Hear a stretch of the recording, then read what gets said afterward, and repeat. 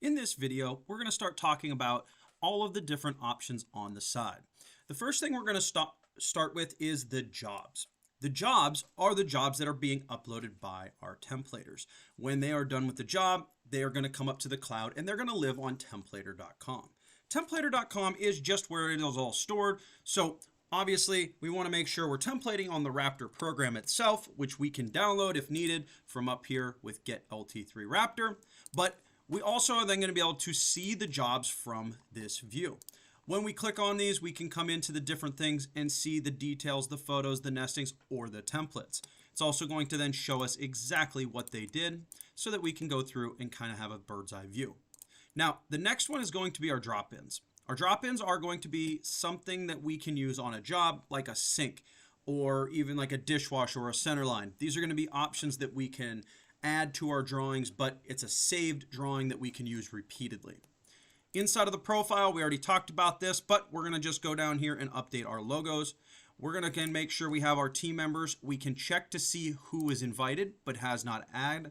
We can see inactive. Inactive is going to be anyone who we turned from active to inactive. So if a templator decides they are no longer going to be working for your company, we can go into a user and turn them to inactive, which will then pop them to this list. If they ever come back, we can turn them back on. Active is going to be anyone using it. We can see when they last used it and when they were added. The next thing is agreements. Agreements can be used inside of the program, and we can pre-create the agreements right here. We can simply go to name what we want it to be called. We can then go down through and obviously type in different things, and then we can have them attached to the different options. This is going to be just a short description, and this is going to be the full agreement. Now, the next thing is our job workflow. Job workflow, simply put, is the order the job follows in our shop. You might be using another ERP system to kind of help, and maybe you're going to use that. But what this allows us to do is to create an order in the jobs so that we can follow through inside of Raptor. If I go back to the jobs here, you can see these two are in measure. This one is incomplete, meaning the job's done through the shop and probably installed. This just gives us that extra ability to be able to go back through and work with an order to our jobs. These are also another way that we can lock a job down. So you can see here, this is the cut phase. At the cut phase, we should not be able to have too many options. But if I come up to measure, we can go in here and see that at measure, we have all the options. Well, we should. We really should, because at that point, all of our options should be available so that we can fully template and do everything we need. But as it moves down the list, we can lock the job down so that no one accidentally goes in and makes a mistake. The last thing we're going to cover is edge styles. Edge styles in general are going to be our colors. We are going to set our colors up once, and after we set them up once, we no longer have to go through them. We are going to go through here and hit edit next to one of the colors. This is going to give us the ability to change the color.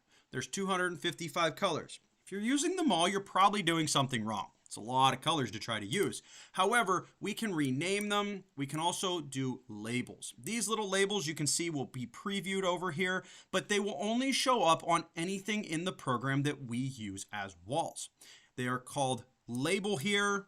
They're also called short name here, but they're going to be called counter edge labels, obviously, in the program. So this is just our way of kind of helping to be able to auto label, so we can use these short names to kind of get us a little further along in our labeling process. We can also go into these, and this one's flat polish with an FP. If I don't want that one specifically to show up, we can turn those off. Now, the biggest thing about any of this is how it's set up here in the layer type and sub-layer type.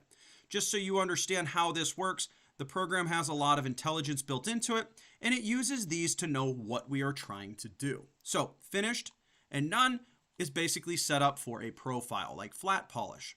Unfinished has different options, so does reference. Any questions on how to set these up, we can always help you. But the best thing I would recommend is find something similar and use that if we need to add a new style. Try to copy what we already have.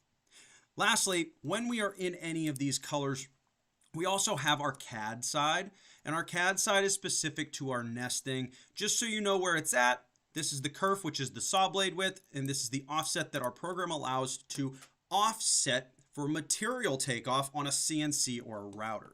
So these are going to be extra settings. We'll get into those again at another time, but just so you know where they live.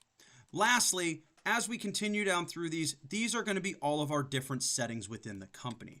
For right now, I wouldn't get too focused on this part. We can go over this in some of our trainings, but we do want to at least know everything LT3 settings, designer, and export are all going to be more of the general settings all the way through the exporting settings.